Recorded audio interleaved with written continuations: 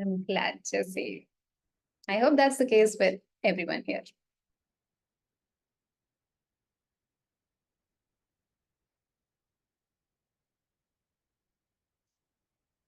Right. For those who are just joining in, you can tune into Spanish or French and do introduce yourself to the rest of the group. Oh, that is great, Suzanne.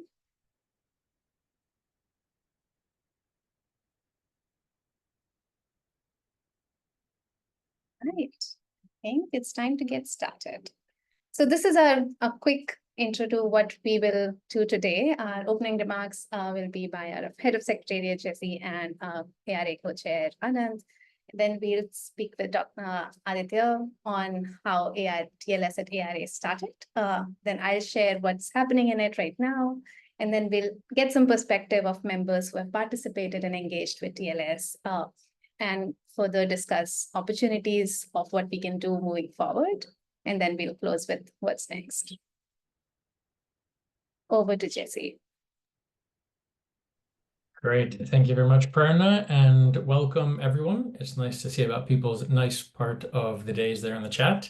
I see one winning, which is getting heat turned on, which seems quite, critical here to, to getting your day going well. But I just wanted to give you a few welcoming remarks and thank you for joining us today for this Adaptation Research Alliance Tracking, Learning, and Sharing Showcase event. And during this event, we'll get a glimpse into the power of collective knowledge and community-driven insights, shaping climate adaptation research and action across diverse, vulnerable regions.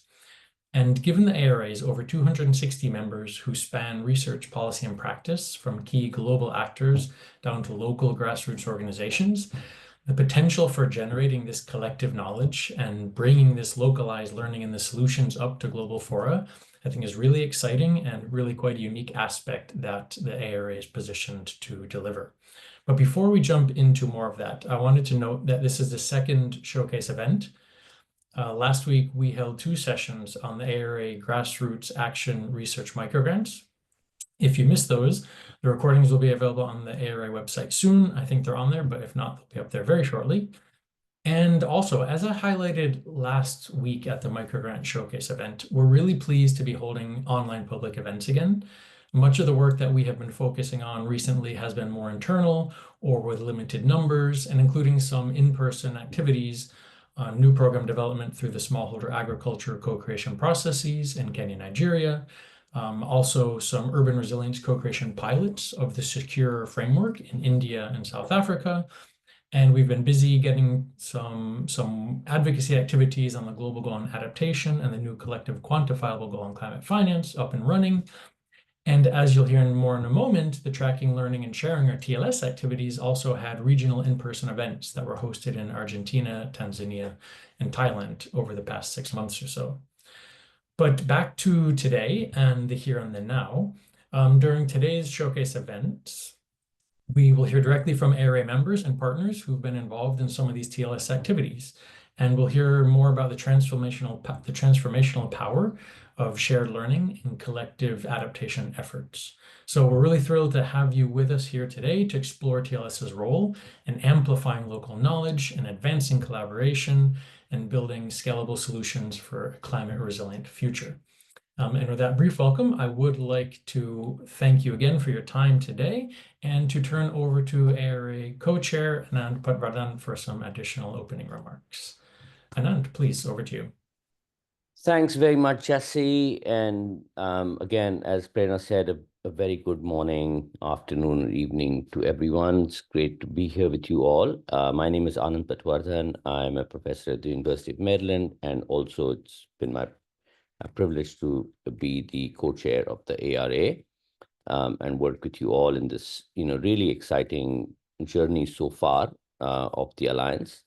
I guess what I wanted to do was perhaps add a little bit to what Jesse said, stepping back and sort of positioning tracking, learning, and sharing this whole activity area within the broader ARA context and the ARA's mission. As you all know, we all came together a few years ago, driven by a common purpose. And the common purpose was the recognition that adaptation and resilience building are priorities. Uh, we need to accelerate and scale action on them very quickly. And that research has a essential, but sometimes undervalued and underappreciated role to play in that process. And so the mission of the Alliance was really to figure out ways to scale up and strengthen the research and action linkages, get more action-oriented research, investment into action-oriented research, especially in the global South, but really everywhere. And in order to bring those two communities together, I mean, of course, all of you as ARA members actually span that entire range from research to action.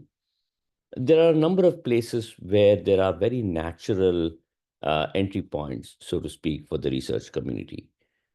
One is, of course, in the creation of new adaptation solutions. And I think it's been really exciting, the work that Transitions Research has been leading on the heat solutions for addressing challenges of heat and extremes of temperature. So that's on the solutions, on generating, identifying, and developing new solutions. There's another really critical area where these come together very naturally, and that is learning, figuring out what is effective, what works, what doesn't work. How can we scale up interventions? How can we, move towards more transformational adaptation, the kind that we really need, even as we see the accelerating pace of climate impacts. And that's really the underlying motivation for this whole activity area, which we see as a really central part of what the Alliance does collectively. So from our perspective, we can think of tracking, learning, and sharing really as contributing to three key outcomes. The first, of course, is for us to figure out, how do we do, as an Alliance, how do we do our own activities better? So whether it is the micro grants that Jesse mentioned, whether it is the co-creation spaces that have been led, for instance, by Aditya and others on this meeting, whether it's consultative processes that we have carried out to identify key research gaps or knowledge gaps for action. So one is, of course, this at the very basic level is to figure out how can we work better as an alliance? That's, I would say, as a very basic input into the functioning of the alliance itself. The second level is then collectively, as Jesse said, the members, the members of the alliance, reflect an enormous diversity of perspectives, of experiences, and of expertise. So obviously, there's a question of how do we maximize our learning from each other, right? And I think that is a lot of what we have seen so far in our activities. But then there's a third level, which is that, again, as an alliance collectively, what we have learned is of really significant importance to the broader adaptation community, broader adaptation landscape. So there's a question of how do we bring what we have learned, how do we bring that much more into the open, make that available, make that knowledge and make that learning available to the broader community, and where that community will see the value then in what the alliance is doing in terms of capturing this learning. So our hope is that through this showcase and through your engagement, we will be able to take this threefold strategy, execute it, and find actually ways to ensure that this continues to remain a key part of the ARA's work, and in turn helps us continue the momentum of the alliance and raise funding for it. So that's really what I wanted to share at the outset. Again, as I said, really excited to be here with you all. Look to build on the momentum of this event and make TLS a core and robust and growing portfolio of activities as we move forward. Thank you all. Back to you, Prerna. Thanks so much, Anand. And with that great stage setup, let's begin our TLS showcase. And to start, I would like to invite Aditya Bahadur. He is the director of Red Crescent Climate Center, steering board member of ARA, and former member of the ARA Secretariat. Aditya brings over 15 years of experience across research, evaluation, practice in disaster risk reduction, climate change, and development. He has been instrumental in developing ARA's tracking, learning, and sharing agenda. And we would love to hear his thoughts on how the TLS program originated, its foundational principles, and the value he hopes that it brings as we move TLS forward. So Aditya, welcome. Thanks, Prerna. Wonderful to be with all of you.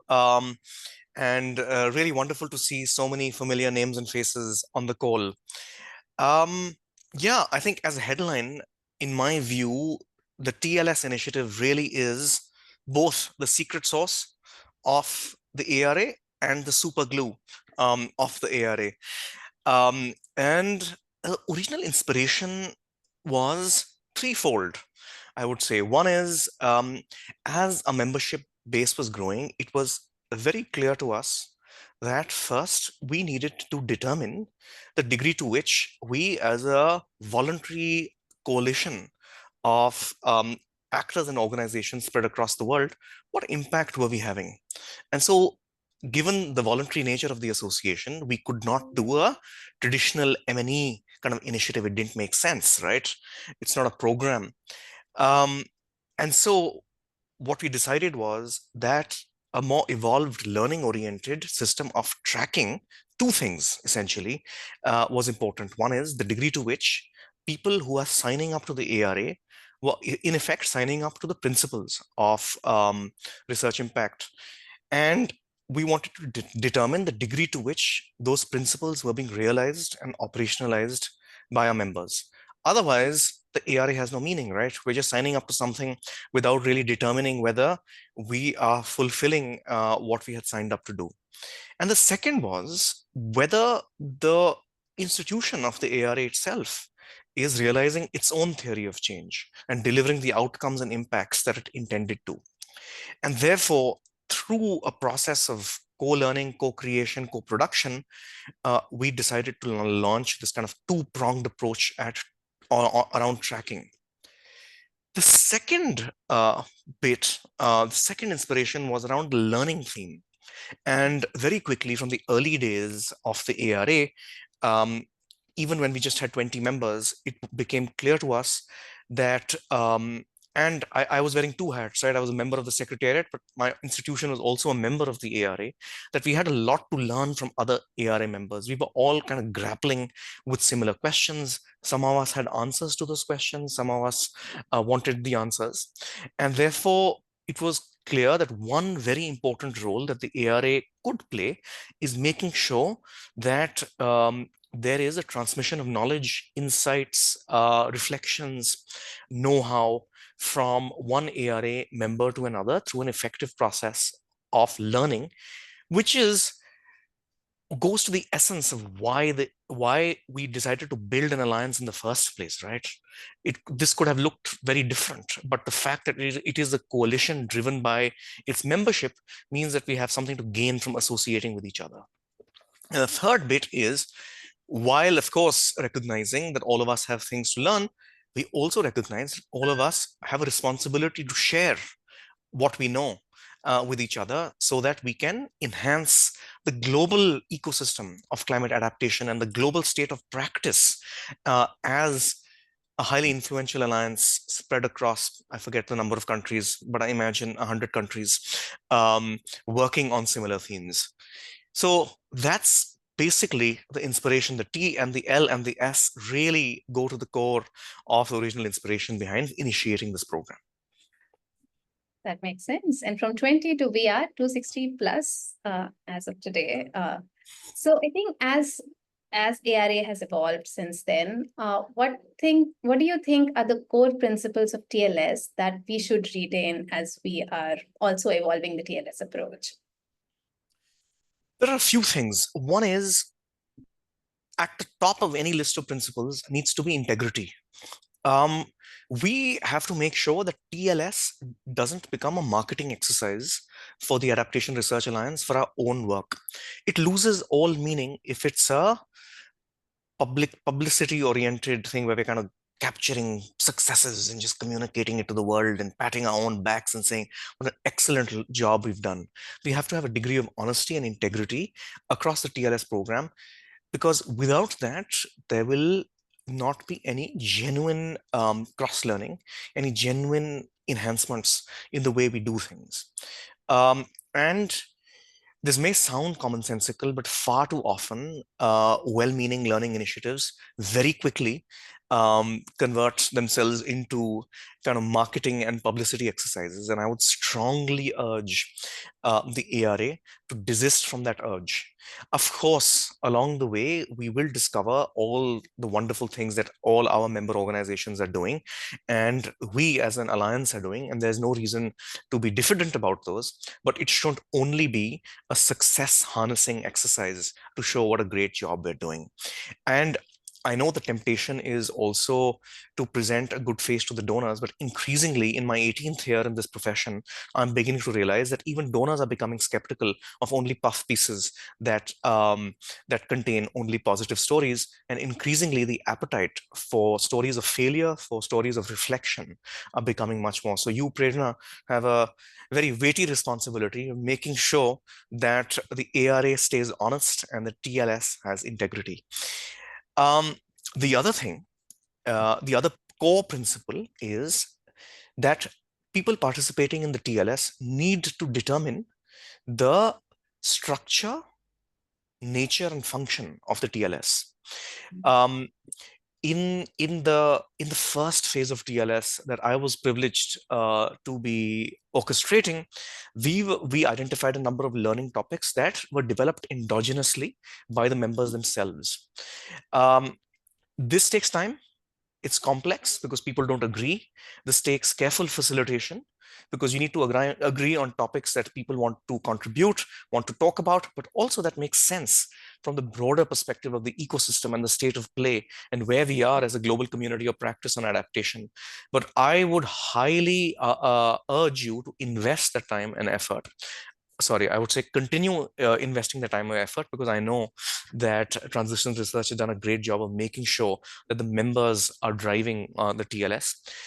Because otherwise, if it becomes imposed by the Secretariat or even thus by the steering board, then it's very difficult to generate engagement, excitement, involvement of ARA members if they feel like the priorities of TLS are being imposed on by some other entity. So it being led by the members is absolutely right. And the third, maybe is not a principle, but I'm going to pretend that it is. It's something more functional. Keep TLS product focused. It's quite easy for members to come together and waffle with each other, and for the Secretariat to package this as sort of an important exercise, which it is, but I feel like pegging TLS to certain products. So in our time, in our phase, what we decided was that we're going to divide up into groups, and each group is going to produce a set of blogs on a particular issue. And each blog will be written by multiple organizations, who will be contributing different facets to the same issue. So that not only did we get a very exciting product at the end of this process, the product kept people focused and on track, because otherwise it could get quite vacuous where people come together and kind of talk about things. I will stop there. That makes a lot of sense. And I totally agree with you that I think we need to consider failure as an aspect of learning and as a positive thing, so that it's not just a show of success that we make. And I, again, agree with you. It's very challenging to ensure member-led learning journeys, but it's also very much needed. So we'll continue to keep building and enhancing that part of TLS. I think as we move forward next 2 years, 5 years, 10 years, what's the broader impact you envision TLS having on the adaptation community? There are a couple of things. One is I really feel that the TLS has two sides to it. There is a ARA facing side to it, where the members benefit from this, where through across the 220 organizations, we start to really work in concert with each other. Of course, I'm not saying everyone has to agree on everything, but we can contribute a position on key issues. So for instance, taking just a crude example, um, whenever we have the next whatever global goal on adaptation, which will come up for revision 10 years from now, or the next set of national adaptation plans, or the conversations on what will replace the SDGs will begin very soon. Like, can the ARA have a very clearly stated position arrived at through consensus and deliberation between its 220 members on what we should offer to these global policy processes? That becomes a voice that cannot be ignored. I would love to see the UNFCCC ignoring the voice of 220 of the most salient organizations working across scales, from the international to the regional to the national to the subnational to the local level, when they have a position to say on something that it's deliberating. It becomes a very powerful advocate for what we'd like to see in terms of global policy processes. So I think that's a really important part of what TLS does. And that it can have a major impact on how decisions around global adaptation policy and financing modalities are seen. And that, I feel, is an impact that is yet to be realized, because we're still quite early on. I think we're in year 3 of the TLS program at the moment. So I'm not saying we should have got there sooner, but I'm saying that's where we should be working towards. Let's make sure that our learning and sharing also has a wider impact. The second thing is, I'd love to see, and I think this is already starting to happen, Prerna, I'd like to see kind of more functional communities of practice sprouting up between members through the TLS program. So we might realize that there are 7 organizations in South Asia, all hugely excited in the issue of heat. Can those 7 develop a huge proposal for the next whatever, a pact call or the next big call that USAID puts out? And so through the TLS program becomes an incubator of new and exciting ideas that can then be launched into the real world through active collaborations between members. The other facet of this, and I must acknowledge Anand's contribution to my thinking on this, is that the way in which the TLS has functioned within the ARA offers a pretty unique program of learning that could be mimicked, imitated, replicated, whatever you want to say, by other networks and institutions that are struggling with the similar issues. I feel like with our 100-page policy and the 3 years through which it has been operationalized, I would argue that the ARA are global leaders in making sure that disparate organizations spread across the world can learn and share from each other actively, while also developing a pretty fine-grained idea of the impact they are having. So yeah, that would be my strong urge for you to think big, think strategically, and think long-term. Thanks so much, Aditya. Before we move on to the next section, is there anything else you want the audience to know about the history of TLS before I'm going to move on to the current and the future bit? I just want to again underline how inimical I feel TLS is to the very spirit of the Adaptation Research Alliance, and plead to all of you to participate actively, being on the side where Prerna has been. I know what a heavy lift it is to make sure that the right kind of people show up to the right kind of TLS workshops. Equally, being on your side of it, I understand how annoying it can be to constantly get pinged about something. But remember, the TLS is a vehicle through which you can strike really interesting conversations. You can enhance your own capacity. You can form consortiums for bidding on new proposals. You can influence global policies. The possibilities are endless. Thanks so much, Aditya. Appreciate the acknowledgement of being on both sides. All right. So now that we know how TLS started at ARA and what we want to keep in mind as we move forward, let's take a look at recent updates, where we are today, where we're headed. So I won't spend too much time here, but these are the core fundamentals that we do keep in mind. Since last year, we have been looking at 3 objectives: facilitating peer-to-peer learning within the community, taking the evidence and knowledge of the community to broader adaptation space, giving visibility of the work and challenges and interest of Global South to the broader space, and finally, facilitating member-led learning to move ARA visions forward. And as Aditya said, we do very strongly believe that TLS is a great way for members to lead ARA towards a better adaptive future. So what have we been up to? In the last year, we focused on 4 topics that you see here: local and indigenous knowledge systems, how to empower them, finance for locally led adaptation, metrics for measuring climate adaptation, and heat resilience. These topics were selected based on a rigorous process of desk review of global priorities, ARA Secretariat consultations, and finally, the most important piece of it is getting prioritization from the ARA member community itself, which happened in last November plenary. From there, we designed the learning agenda, consulted with the ARA stakeholders, captured the ARA community insights through desk reviews, surveys, one-on-one interviews, and member engagement events that Jessie spoke about in different regions. The insights captured have been synthesized into knowledge outputs and are being released to the broader adaptation community. Since September, we have started defining our approach for this round of TLS, the TLS 24-25. How do we keep the fundamentals while improving what we do based on the lessons from last year? Currently, we have identified top 7 potential in topics of interest from review of global adaptation priorities from over 30 different platforms, diverse sets of adaptation actors input. But from here, we will start the process of capturing the ARA member community's interest and really embed this within the priorities of what the members want. Hopefully, if time allows, then we'll start it today. If not, follow up of this showcase event.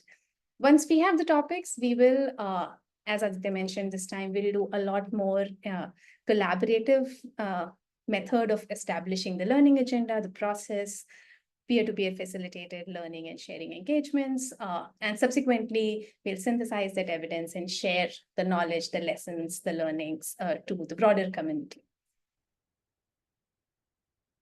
So the 24-25 TLS plan has evolved based on lessons learned from the previous experience. And it is a dynamic plan. It's still evolving and adapting as we learn more and get more input.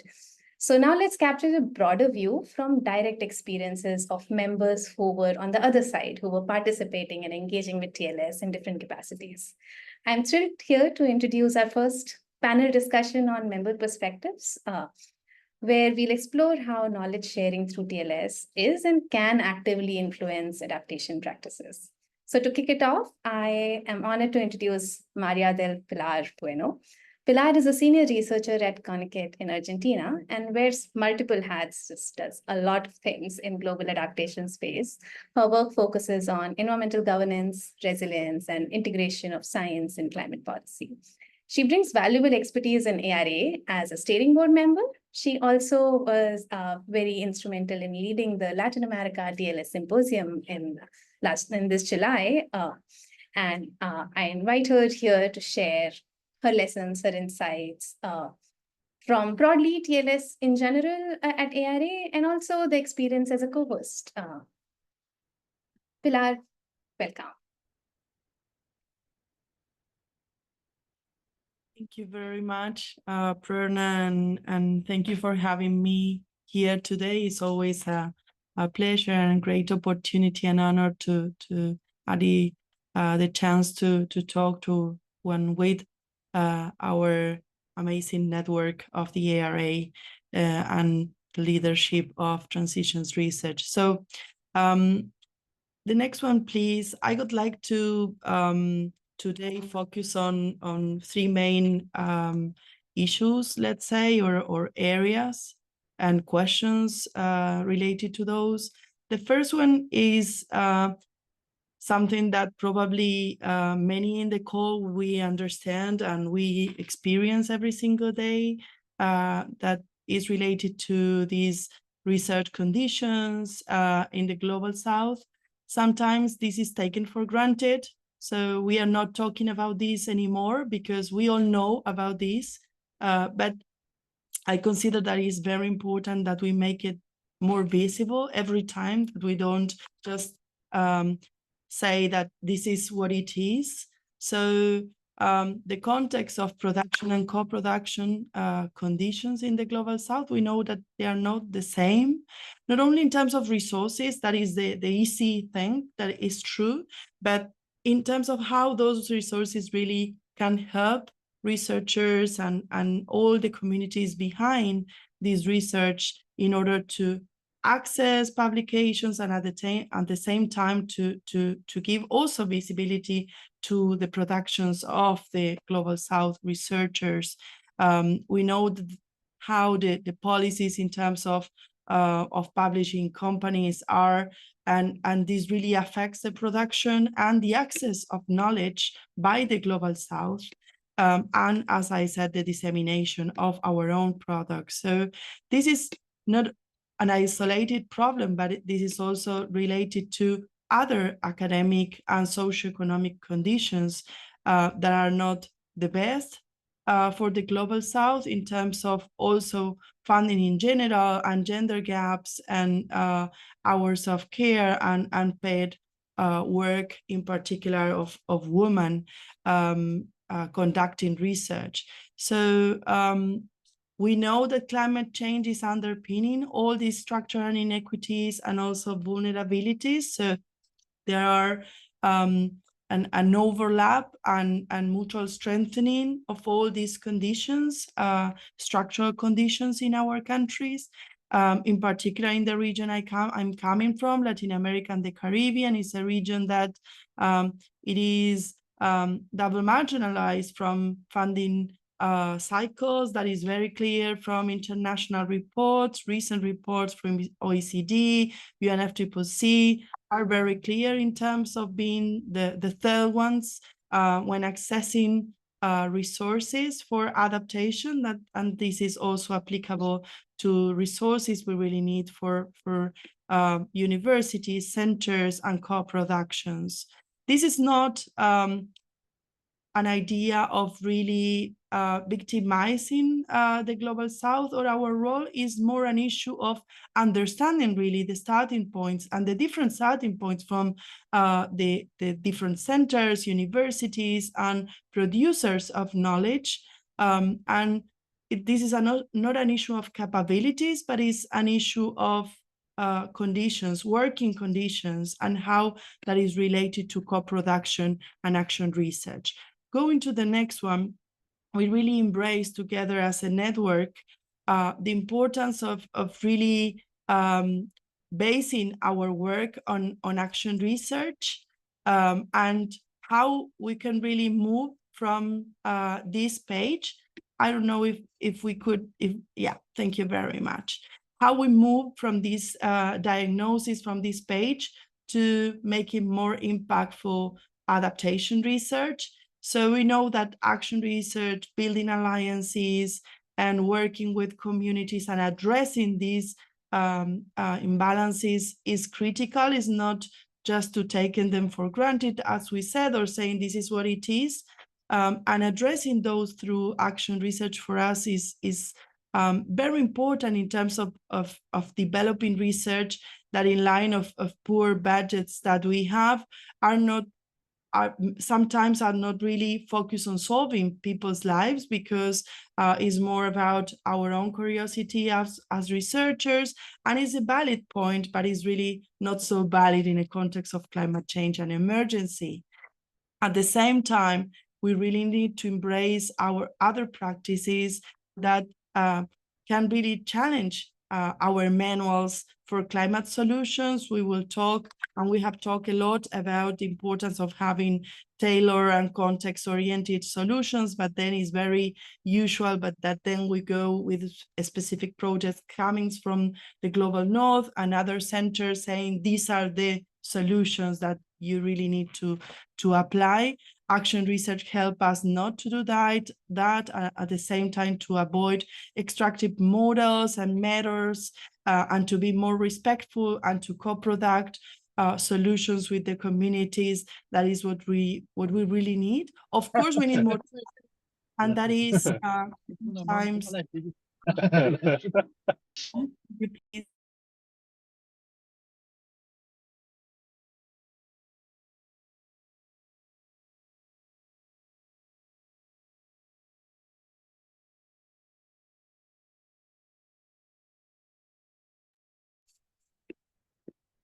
But then even with all these, embracing this kind of solutions and coming together in this alliance, we will really see how to make these specific topics that are important for different communities to give solutions that are more important for us, and building research, adaptation research from another perspective that is more respectful with the places where we are really developing those. So let's move to the next one.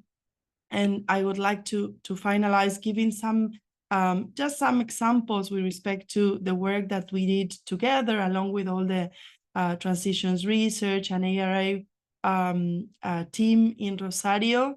We have the opportunity to really have a workshop and with different organizations from our region.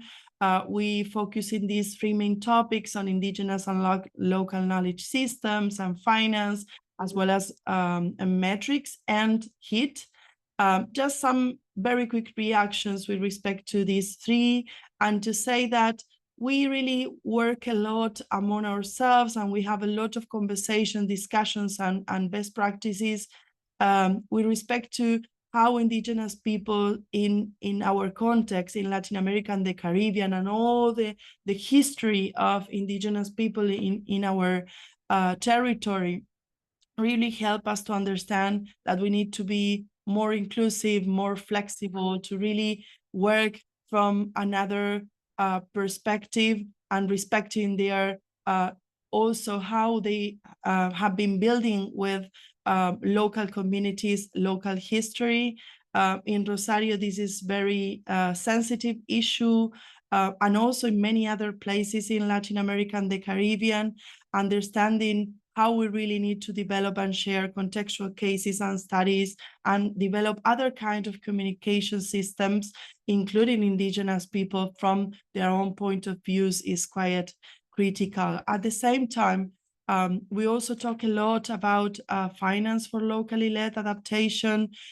We know that is very important in order to access in a better way. And this is a very important year for finance in the context of the UNFCCC. So really to have specific messages with respect to how local organizations, our communities need to be highlighted in the context of negotiations and addressing capacity needs, capacity building needs of these communities, how they are really not having the opportunity to access, not only an issue of direct access that is critical and need to be highlighted, but also the issue of producing all these kind of projects and the burden on developing these projects. That is something that take a lot of time, a lot of resources, and in many cases, communities and different groups really of the Global South don't have. Finally, with respect to metrics, we also talk a lot about the importance of more social inclusion and equity consideration, social justice and climate justice consideration in the context of metrics.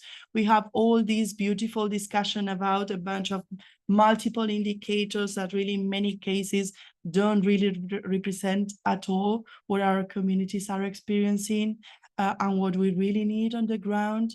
So when we talk about local contextualizing the metrics, is really to give voice to these communities in a very direct voice in international processes, local processes, national process, and how we can build all that together through action research, and how our community is already doing that through the ARA. So I would like to share, of course, a lot more. I know that I am abusing of the time available. So I would like to thank you all, and to, of course, make myself available for comments and questions. Thank you very much.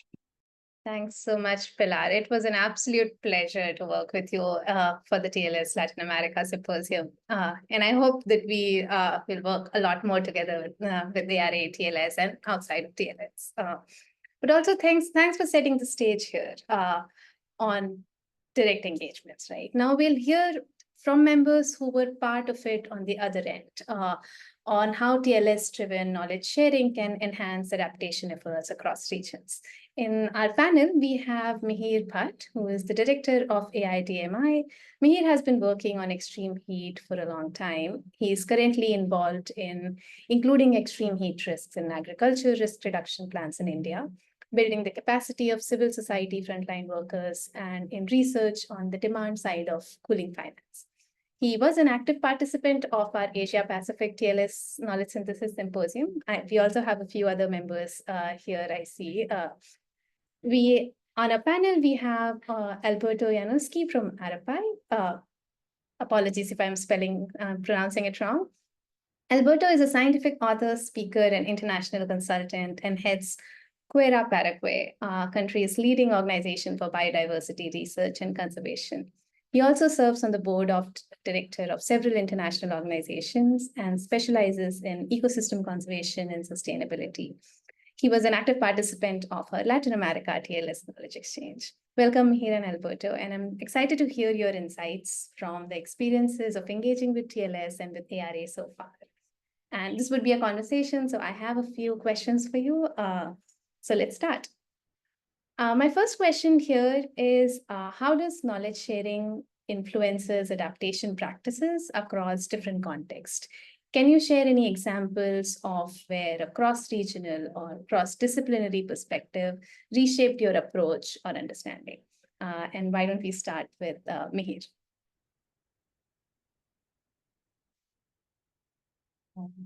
Mihir, Can you hear me clearly?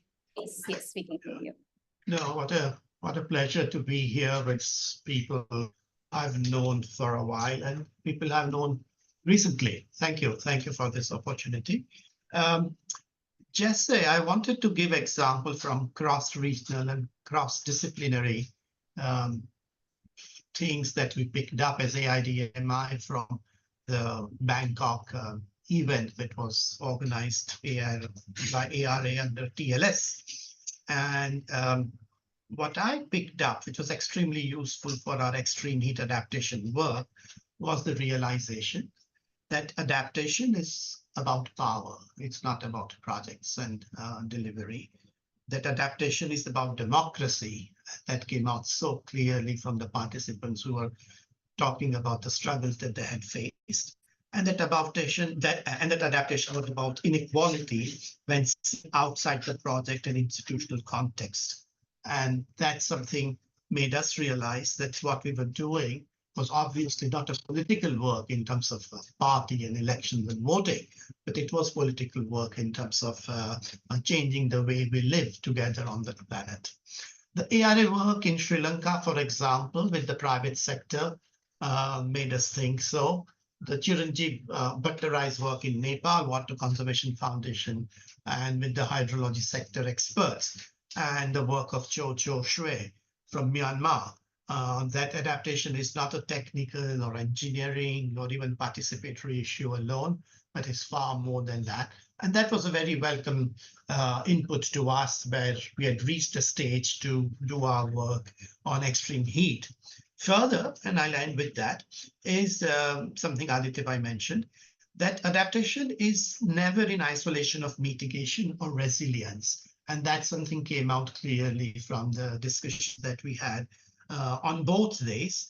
And that such networking events help see the historic sequence of ideas and actions around adaptation, because one is able to come out of what one is doing and see it from a perspective, from a distance. And as AIDMI learned from a discussion with Javed Hussain of Sindh Community Pakistan Foundation, that this is what is possible to do through events such as that were organized there. The governments and donors at COP29 may wish to listen to what we are actually discussing here and are saying here today. Because what's so important is that all this exists and it needs to be supported and encouraged and taken further urgently and for a long period. And that's not something which is happening. So from that point of view, the event Asia Pacific was extremely useful, Prerna ji. And thank you and TLS ARA for that. Thanks so much, Nishit. It's great to hear the value that came out of the experience. Alberto, same question to you. Can you share some examples of where cross-regional or cross-disciplinary perspective reshaped your approach as you work towards adaptation? Thank you, Prerna. Thank you very much for the invitation. Thanks to me here and to Maria del Pilar for their previous. Sorry that my camera does not work. I can move into my cell phone. I think that if it's okay with you, we can continue because it's much easier from the computer. Again, I think that we are from Paraguay. We are the youngest member within this amazing network. It was great to meet you in Rosario, in Argentina, in this meeting that you and Maria del Pilar took the leadership. For us, we created this hub of climatic researchers in Paraguay, bringing different experts from the academy of the national perspective, bringing not only people working on ecosystem services, but also people working or scientists working on health issues and education, in infrastructure, in engineering, and for me, because I come from the biological sciences, the natural sciences, for me, perhaps the most important aspects of this TLS is related to the ecoregions and the environmental perspective. We had the chance to discuss not only ecoregions, but also natural communities.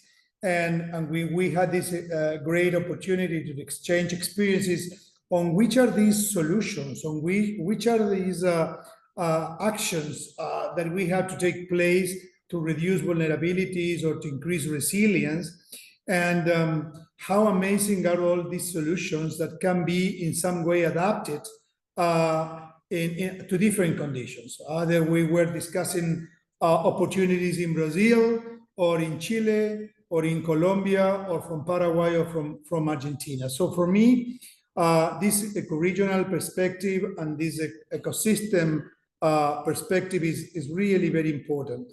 And coming from a country that is composed of 19 different ethnic groups, the traditional knowledge is very important.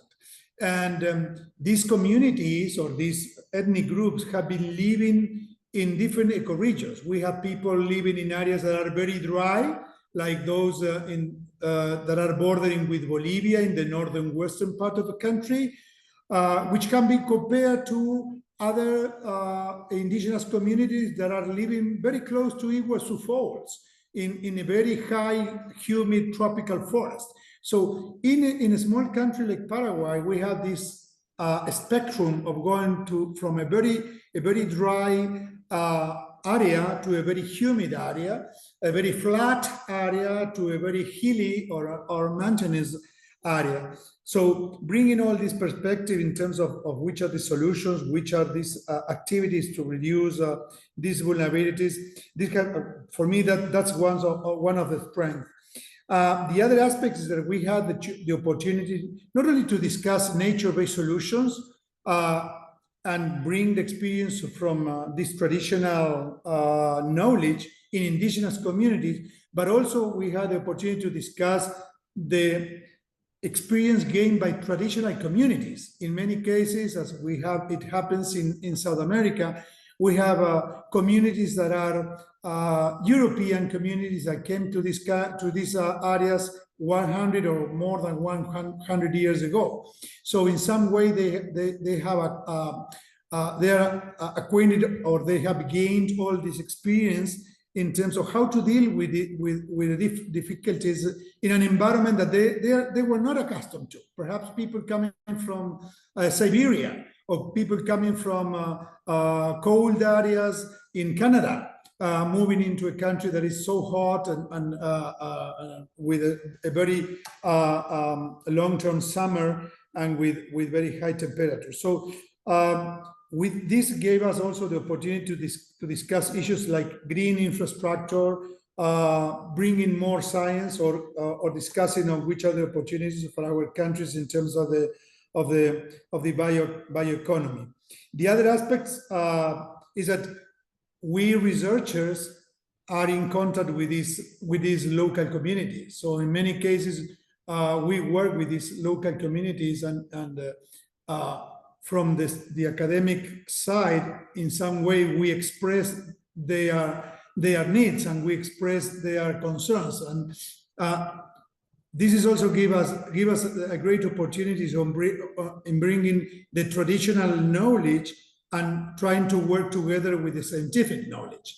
And in many cases, because we have all these rules in terms of science, of how to validate this knowledge, this is a great opportunity also to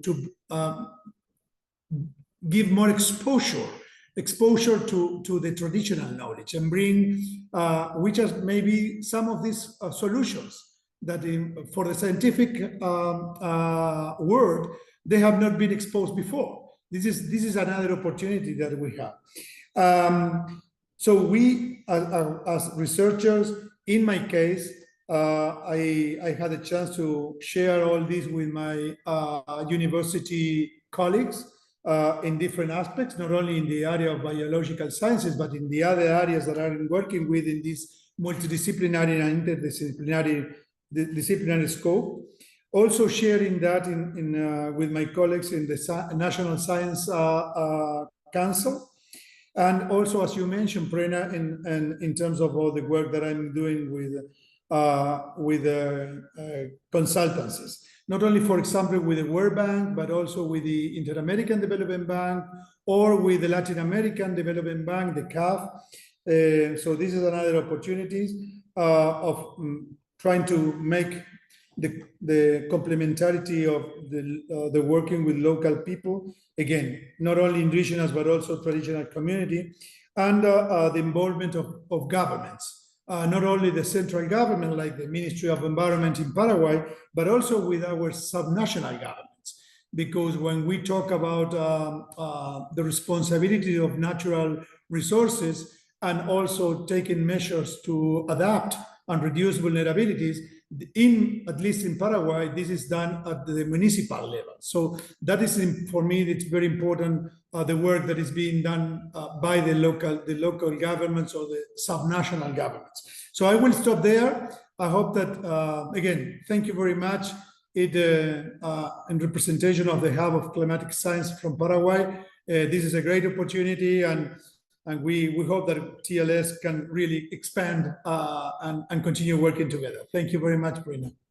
Thank you so much, Alberto. We hope so too. And it's glad to hear, and this is one of the pieces we want, that the lessons learned by the community in these exchanges go outside of the community to the broader adaptation space. As we move forward, as we move towards the next round of TLS, what methods of knowledge sharing you think would be can be particularly effective in getting the value to local efforts from an organization like ARA or from a coalition like ARA? And maybe Alberto, you can take it first. Thank you, Brina. The experience that we have right now is this bringing some of us together to really this face-to-face experiencing and sharing, but also bringing specific cases in which we can show how we are doing this. For me, I think that's one of because of this virtual opportunities that we discovered since COVID. This is a great opportunity, but also trying to use all this technology to try to bring together these communities. So for me, the things that we are trying to do is how can make a community in a very remote area in Paraguay, being in contact with a community that is also in a remote out area in Colombia. So we need to begin using the technology to try to make these communities talk to each other. As when we have a family member that is living in another country, and we have these video conferences trying to feel that we are very much closer than the distance that separates us. So I think that we need to begin practicing this, trying to make communities working together, and because they are who are really in contact with nature. They are facing these threats because of climate change, and they are in some way finding ways of making solutions adapted to their conditions, either in the natural community they live or in the ecoregion. It can be a very a community that is living in grasslands in the uphills of the mountains, and we can make them interact with forest people that are living, I don't know, in the Atlantic forest of Paraguay. So we have all this technology, and I think that we are in a very unique opportunity to make this community to talk to each other. And while we researchers, we can begin using this information to trying to find a way to validate that discussions and share this scientific knowledge with other members in other continents or in other conditions. So I will stop there to give Mihir also the opportunity to share this with us. Thank you. Much better. Mihirji, same question. As we move forward, what can we do better? What can we do more? What are effective methods of knowledge sharing that will help you make use of this network for better localized efforts? Let me give a concrete example. So what we could do, which actually is done. So, it's not what we could do, what is done. And I'll build on from where Alberto left. So succinctly. We came back from this very interesting, exciting days at Bangkok together. And there was a lot of interest to focus on affected population, the people who were doing adaptation measures. And there was a lot of interest also around extreme heat, but not only from adaptation, but also mitigation point of view and programming. And there were exchanges of emails of the people that we had met, and eventually it was decided to put some of our thoughts together that we had shared there, and we had subsequently written up. And we had a very special publication come out, which was called Extreme Heat Adaptation and Mitigation Programming, Lessons from the Affected Population.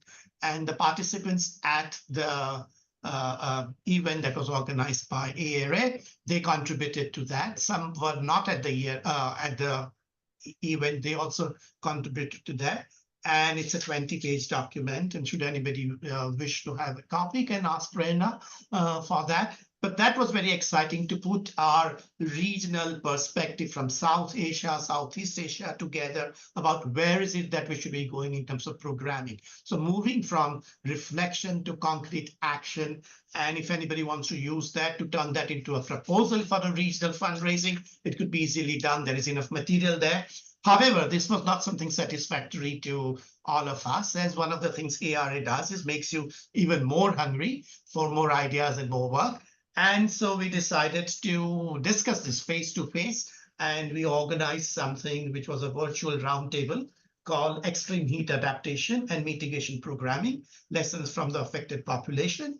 And 4 of the participants at the Bangkok event joined that. There were also some others, and it reached out to more than 200 participants across Southeast Asia, South Asia. And we discussed that if this is what affected population-centric extreme heat programming needs, what could be done about it? So that happened, and there was a long list of actions which were decided to be taken, and everybody has taken that to their own own directions, we decided to take it to the New York Climate Week, to the bilateral donors, to say that, look, if you are going to focus on this, this is something very concrete has come out from South and Southeast Asia, and please focus on that. They liked it actually, and they said, why don't you take it to Asia Pacific Ministerial Conference? And we did that the week before last, with one of the multilateral banking organization, which was very well received, and some programming is being done for them. We hope it was programming for us to support our work, but that's not the purpose of ARA or TLC at all. So I think it had a very good impact, what happened in Bangkok, to far beyond what was happening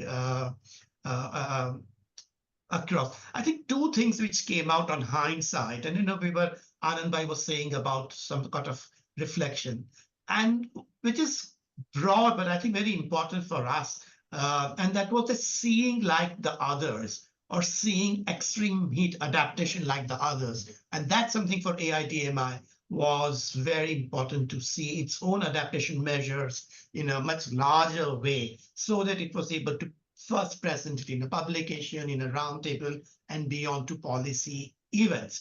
So that was one. And second thing, which was very interesting, and again came directly from the event that we had in Bangkok, was on kind of a balance between direct practical action and direct reflective learning, and the methods that help theorize extreme heat adaptation of AIDMI with rural and urban population. That came with our discussions with Tasneema Ahmed of SERAC Bangladesh, or methods that help see us extreme heat adaptation as a public or common good, which came out with our discussions with Aditi Kapoor of Alternative Futures, for example, and thanks to her, and also the methods or tools actually that helped understand urban extreme heat adaptation better, which came out from Nayaka Unga of Kota Kita Foundation from Indonesia. So we were sort of particularly effective in addressing shared challenges of adaptation in Asia. Also, Anand Bhai, Dr. Soundarya Iyer of School of Liberal Arts, and Yang-Ling Yi of Rush University, both of them academic per se, but were so helpful to help us and to others understand the importance of case study method, but also the presentation of the way it was done, so that we were able to develop this collaboration and gain grounds and initiate routes. So I think irrespective of, and I hope for the best, but irrespective of how fast the best emerges, the roots are there and things are developing on its own. And I see something happening at Baku as well to take what started in Bangkok. So I think it was worthwhile AIDMI's time and money and resources input to be there and be with the group that we were there to actually benefit our concrete work on the ground on extreme heat with small businesses in 6 cities of India and with the farmers in 3 states of India. Thank you very much. Thanks so much, Meherji, and thanks so much, Alberto, for sharing these impactful stories and insights on how TLS can shape adaptation on the ground.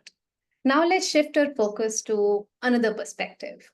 This panel is on funders and partnership opportunities, and it will examine how shared learning through activities like TLS can inform funding decisions and strengthen collaborative adaptation efforts. Here we have Bruce Curie-Alder, Regional Director, Middle East and North Africa at IDRC, Steering Board Member of ARA. And by looking at to draft Bruce's introduction, I really enjoyed reading his bio on the ARA webpage. It says, and I quote, "Bruce is an impatient and stubborn optimist with a passion for research that catalyzes climate action by helping people in diverse places work together for climate resilient solutions." Welcome, Bruce. We also have with us on the panel Lisa McNamara, Knowledge Networks Coordinator at CDKN and Program Lead at SSN, both organizations being members of ARA. Lisa holds expertise in knowledge management and urban resilience and has extensive experience on providing tailored and useful climate knowledge to developing countries to support action. This conversation will be moderated by Vikram Mathur, Director of Transitions Research, and hence my boss. Vikram has been the intellectual force behind the TLS program that Transitions is leading and comes with over 20 years of experience in climate adaptation and resilience. Vikram, over to you to moderate the session. Thanks, Prerna, and wonderful event so far. Unfortunately, my camera is not working, so I'm going to have to keep my camera off. I think one of the things that we have been thinking about very hard in the TLS work is, in addition to the entire kind of process and coming together of people, what could be the tangible outcomes of the TLS journey. And I think one thing that has kept coming up, and it came up in the earlier conversation also, is that there is an opportunity to, in some sense, around these learning themes, set the action research agenda, right? And form coalitions, incubate coalitions of partners from within ARA to take certain research themes forward. And obviously, the goal is that these ideas will be funded, right? So I think it's with that kind of context, I want to start by posing the same question to both the panelists. And so in your experience, how does learning from this sort of a collective network and a wider community influence your approach to adaptation funding, right? So have you does it lend it more legitimacy? How do you see this panning out in the projects that in the programs you design and support?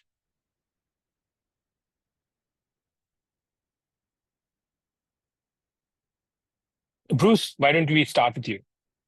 Okay.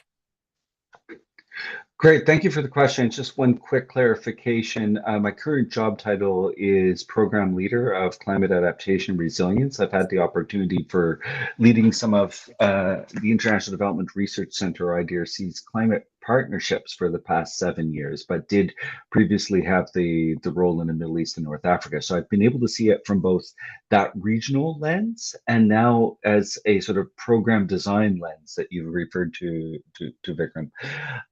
I think the essence of it is finding oneself and finding others in the community.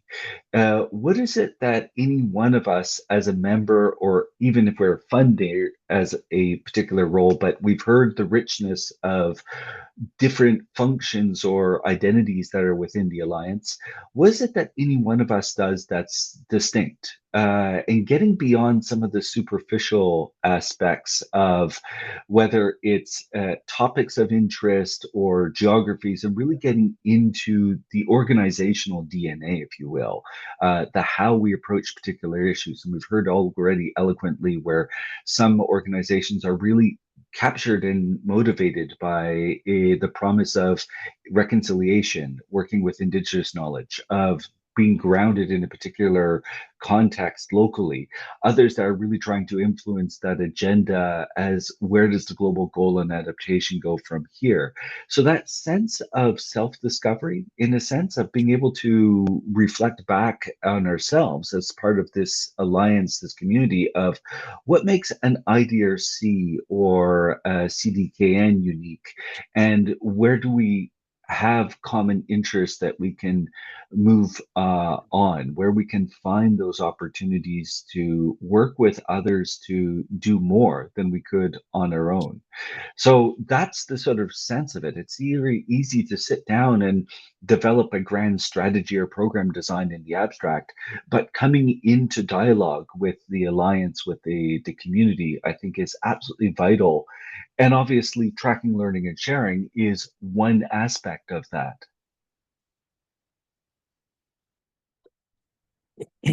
Thanks for that, Bruce. Lisa, can I move? Yes, great. Hi. So I'm going to come at this from the perspective of working on the CDKN program, the Climate and Development Knowledge Network. And it's a global program working in 3 different regions, Africa, Asia, and Latin America. And we work with alliance partners who are based in those regions. And a lot of what first we are a collaborator of different institutions in different regions and different contexts. And that alliance has changed and shifted over a number of years. We began working in 2010. But I think what's been interesting is how we've managed to hold together that alliance and sort of co-fund and co-create funding opportunities together over time, and what the secrets of that success has been. And I think just to echo what Bruce has said, I think it's a lot about what can we do and build together, and how does each of those separate institutions, and they're quite varied institutions. We have ICLEI South Asia, which is a network of local government actors, and then representations of local governments then we have an NGO based in Ecuador, Quito, and then we have South North based in Africa, and an NPO. So and we have previously also had different organizations involved. And just trying to find a collective purpose across that different varied alliance group has been a journey. And I think the added complexity is that we also demand-led. So we are responding to local needs in those specific contexts and really trying to develop out projects and knowledge into action approaches with those local actors.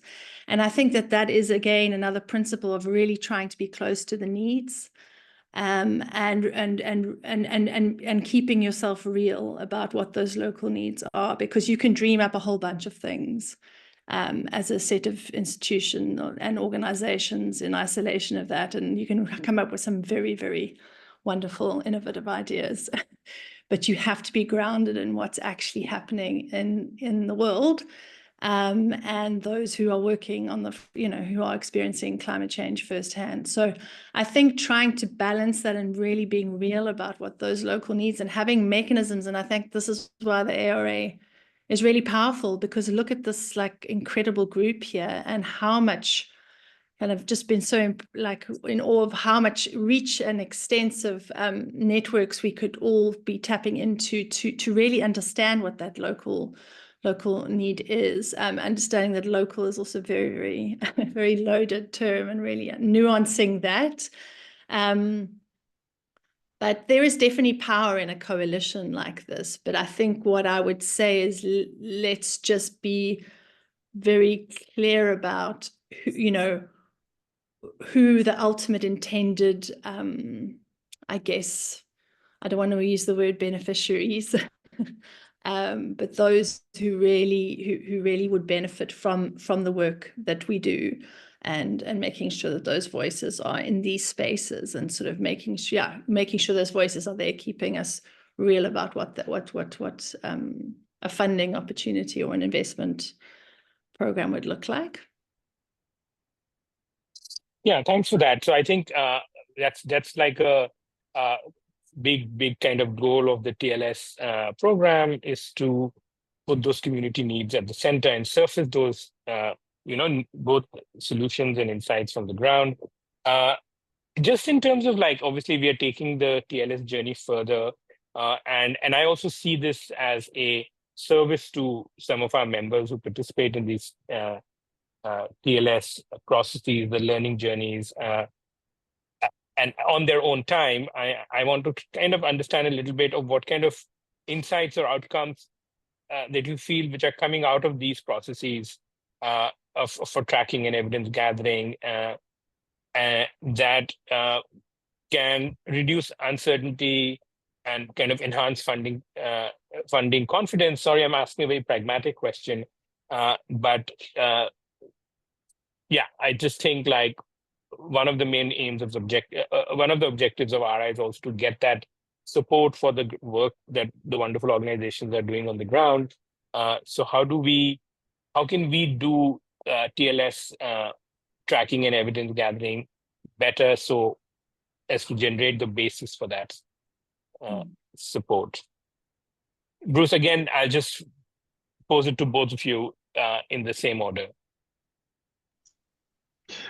Great, and thank you for the question. It immediately inspires me to reflect back on Aditya's description of the origins. Why do we have a TLS, and tracking, learning, and sharing of what? And what is the essence of the principles that this alliance has come around, the common purpose? And the way I would articulate it is research for impact. Obviously, it's research because it's research is in the name, but trying to be an action-oriented alliance.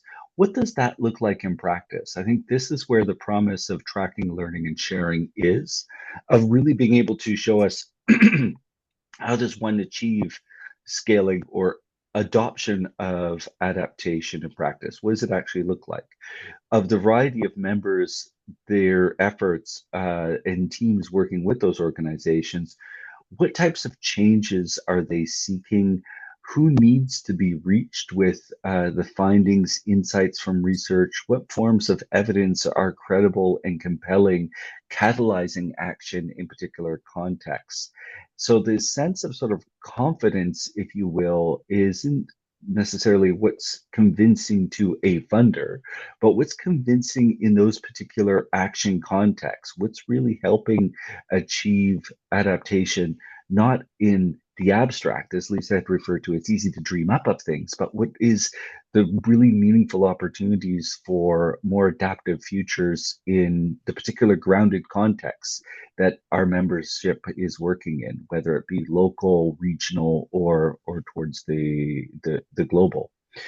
The last aspect of that is, if we get that right, what's the diversity of what works in different contexts? So what are the challenges facing southern India and heat stress versus what does it mean for urban resilience in South America, are very distinct. We're not looking for one size fits all, and that will teach us something about the state of the art of pursuing adaptation in this decisive decade. Lisa, over to you. Great, thanks, Bruce. Great, thank you for the question. I think that one thing in reflecting on this, I think one thing in terms of tracking, learning, and sharing, as I was also going to ask the question, like, I suppose tracking, learning, and sharing for what and for whom, and I think really trying to get clear on that. But one thing I feel that, I guess from a program management perspective, is moving really from tracking outputs to outcomes. I think we do a lot of tracking of how many events we held, how many, side event sessions we had at COP, and I think that we really need to be focusing more and more on outcome level change, and both what those, intended outcomes are and also unintended. What happened what was a surprise? What happened that we didn't expect? And then I think also, just to echo what Aditya said about not being obsessed with success and just, using this as an opportunity to market our wares, but really looking at what were the failures, really getting honest about what those failures are, and when we also managed to avoid the worst outcomes. And I know, in terms of research impact, really understanding like that, what is the knowledge to action gap? How are we getting from research into action? And what does that pathway look like? And it would be very different in very different contexts. But yeah, getting a good sense of where we're actually seeing impacts. But I think we do need to reorientate our MEL systems a lot around what we track, because tracking is also, it's resource intensive. MEL frameworks, you've got to know, they've got to be simple but not simplistic, but also really trying to track the most efficiently and most effectively that we can. And then somehow also bridging this sort of, I know there's often this dichotomy of top down versus bottom up, having bottom up stories and evidence emerging from local projects, while also having, I guess, our overall frameworks and adaptation goal frameworks, but having a mechanism where you can actually do both of those. You can really try and bridge it's not an either or. One can bring those together and really create rounded pictures of impact. And yeah, I won't go into what I think different evidence forms are getting creative about what we regard as evidence as well. But I'll leave it there. Okay, great. No, thank you so much for your insights. I'm going to hand it back to Prerna. I do think this last point, Lisa, that you made, that ML is resource intensive, and we do find that a lot of our ARA members who are doing kind of working on the ground find it fairly daunting to kind of, to craft the sort of evidence that they can use to demonstrate real impact on the ground. And I hope that ARA will be able to contribute to making that process more tangible and effective. Yeah. Prerna, over to you. Thank you so much for being on this panel, Bruce and Lisa. Thanks so much, Vikram. Thanks, Bruce. Thanks, Lisa, for your insights here. And I think we see from all of these conversations with ARA members the power and the value of that this community brings together and the opportunity we have. And we hope that with TLS, we can learn from these conversations and build it stronger and better and more relevant, more on ground. So from that, I'm going to invite Jessie here to close. Jessie, over to you.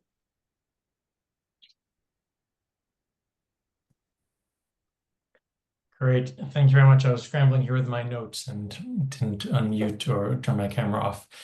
I mean, to be quite honest here in terms of closing, I'm really digesting a lot of this that we've just heard. I think there's been some really excellent points that have come out. So first, I guess just to say, thank you all to all the speakers, to all the presenters, and to everyone else who's joined this conversation. Thank you all for being a part of today's showcase event and really contributing your insights here to this shared adaptation journey. And we heard quite a range of perspectives, which, like I said, I'm still digesting, and insights that started, from the origin of TLS to some of the systemic challenges and inequalities in production conditions, in the academic environment, in socioeconomic contexts, and also specific experiences from India, from Paraguay, on what knowledge sharing is on specific issues like heat and biodiversity. And then I think we kind of zoomed out to some of these bigger questions that are really at the heart, not just of tracking, learning, and sharing in the ARA, and not just at the heart of the ARA, but even in terms of adaptation itself, but really being close to the local needs. The importance and actually the possibility of really having power through alliances and networks, and power in this coalition here, in this alliance, but not losing the idea that community needs must be at the center of activities and also the center of our actions. A couple of, I think, almost challenges that came out really were about what does that research to action pathway look like? I think this goes back to the question of context, but what does it look like? Also the importance, we heard this a few points, of really understanding failures. So, again, having maybe a MEL system that tracks your failures, and a simple one, but not simplistic. So I think a lot of these different things came out, and this recording will be posted so people can revisit it. But I think this is all really rich, and what I really like about it is this is what the TLS activity area of the ARA is all about. It's really about sharing what we're doing, sharing these concerns, these questions, and ultimately learning from others. And like we heard at the very start from Aditya when he said, let's not lose track of really having outputs that are linked with this. So, once we learn, once we share, then how can we actually turn this into something that we can share with that wider, broader audience?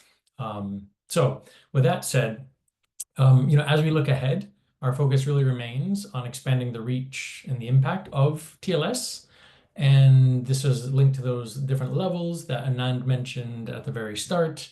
And so looking at these levels, looking at the TLS work, we really aim to deepen the ARA's collective collaborative efforts, and really through this and through these types of conversations in a structured fashion that's being led by Transitions Research, really amplify the local knowledge and bring it to these global fora and bring it into global contexts. And also, of course, through these processes, through the engagements, is to strengthen the partnerships that really ultimately enable adaptation action and make people's communities and livelihoods more resilient and hopefully even much more inclusive. So your involvement and your support, whether you're an ARA member, whether you're a TLS participant, or of course, if you're a funder as well, is really essential in making these goals and the TLS activity area, as well as the broader alliance, a success and a reality. So on behalf of the Secretariat and the Alliance, I just really like to encourage each of you here today to stay engaged, to share your experiences and explore new ways to collaborate amongst each other. Reach out to us if you have ways that you think we could be collaborating or thematic learning journeys we could be going on. And together we can continue to build the Alliance and this network that not only adapts to the climate challenges, but also leads to innovation with increased equality for all part of this. So thank you again for your time, your dedication, and we look forward to the continued impact that we can have here collectively. So thank you all very much. And of course, a special thanks to Prerna and Transitions Research for leading the TLS, and of course, for actually pulling together this showcase event. So thank you all very much, and I wish you the best rest of your day, whether that's evening, afternoon, or still your morning. Thank you very much. Thanks so much, Jesse. Thanks everyone for showing up. Thank you. Thank you, Mehershi.